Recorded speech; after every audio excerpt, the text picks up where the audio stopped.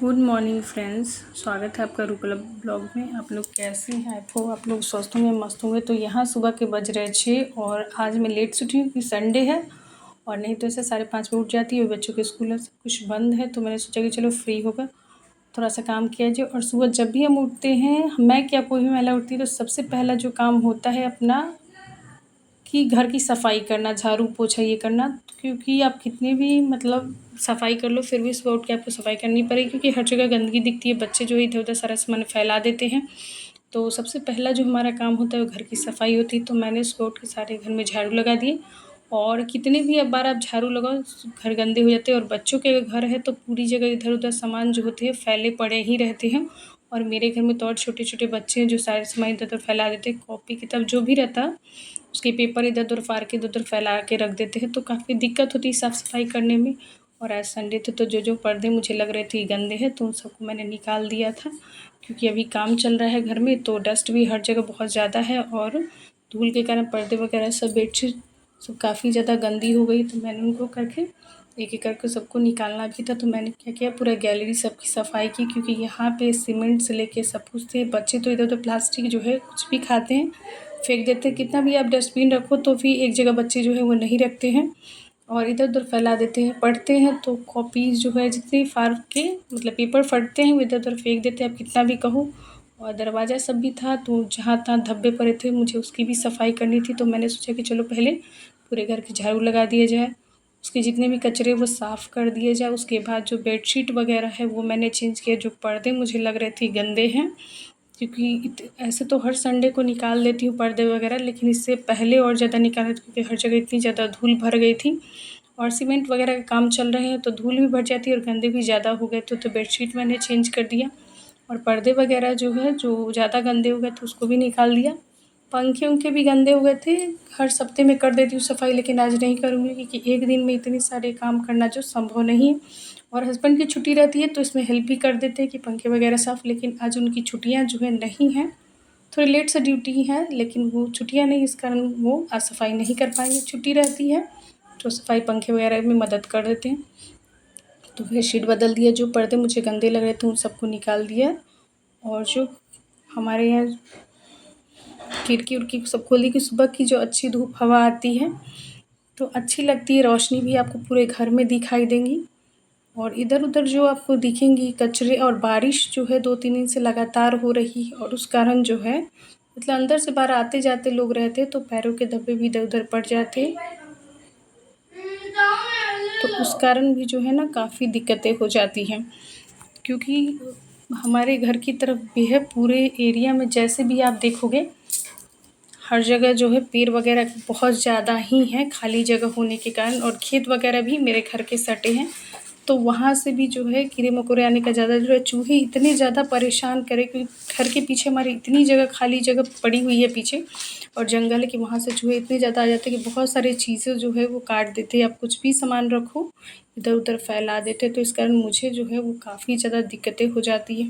उसके बाद हस्बैंड को जाना था ड्यूटी तो आज वो चावल खा के नहीं जा रहे तो मैंने बनाया था उनके लिए सत्तू का पराठा, जो उनको काफ़ी ज़्यादा पसंद है लंच में ले जाने के लिए और खाने के लिए भी। यही रोज़ वो चावल खाते हैं, लेकिन आज बोले मुझे चावल खा नहीं है क्योंकि थोड़ी जल्दी आज ड्यूटी जानी है।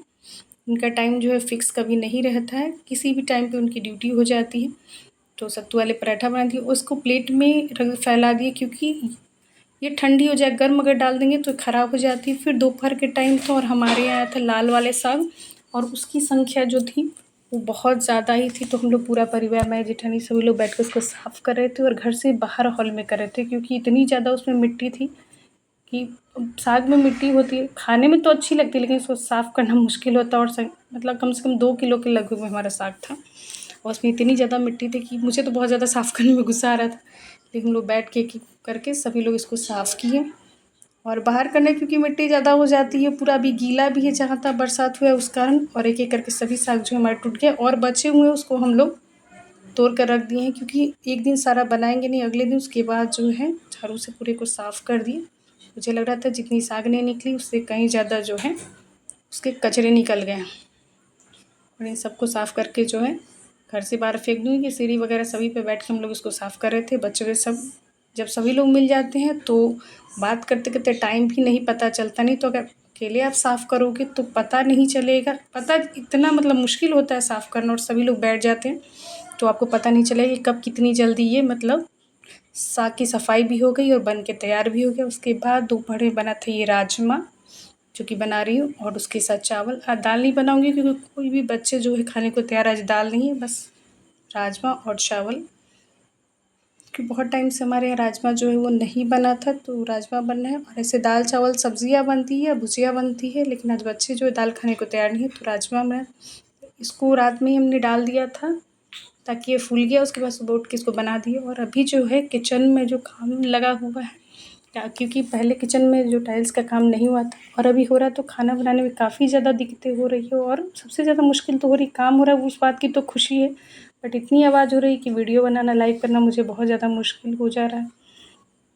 और यहाँ पे आधा काम हो गया है किचन का, अभी 2 दिन और लगेंगे पूरी टाइल्स को लगाने में, और जहाँ रैक भी बनवाना है वो सब में। तो मैंने यहाँ पे जो थी वो देख रही थी काम कैसे चला। उसके बाद शाम बन रही है ये बेसन की सब्ज़ी, बर्फ़ी टाइप की जो बनती है, हमारे यहाँ इसी टाइप की बनती है। एक छिलके वाली सब्ज़ी बनती है, वो भी बनती है। उसके साथ यहाँ पे फ्राई कर ली थी, और साइड में जो है एक एक करके जो है तल के रख रही थी ताकि आराम से ठंडी हो जाए। इस टाइप की सब्ज़ी बेसन की बहुत ज़्यादा अच्छी लगती है। आप चावल में खाओ, रोटी में खाओ, पराठा में, आपको अच्छा लगेगा खाने में।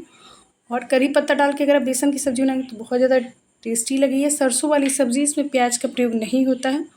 और यहाँ पे मैं इसका जो है शीरा बोलते हैं हमारे यहाँ, या रस बोलिए, वो तैयार कर दी थी। और साइड में ये फ्राई करके उसके बाद ये रख दूँगी। और ये सब्ज़ी मेरी जो है बेसन वाली वो तैयार हो चुकी है। देखने में और खाने में इतनी ज़्यादा टेस्टी लगती है, बट ये बहुत ज़्यादा मसालेदार होती है, तो मुझे बार बार खाना इसको पसंद नहीं आता। टेस्ट अच्छी लगती है लेकिन उतना ज़्यादा नहीं, क्योंकि इसमें मसाले और तेल का प्रयोग बहुत ज़्यादा होता है। एक बार आप खा सकते हैं, 2-3 बार तो मैं सब्ज़ी को नहीं खा सकती हूँ। तो ये बन गया था, उसके बाद मैंने इसको मतलब जो लोग नहीं थे उनके लिए टिफ़िन में निकाल दिया, बाकी लोग अपना खा लें। उसके बाद ये निकल गया, तो ठंडी करके इसको ढाँक के रख दूँगी फ्रिज में।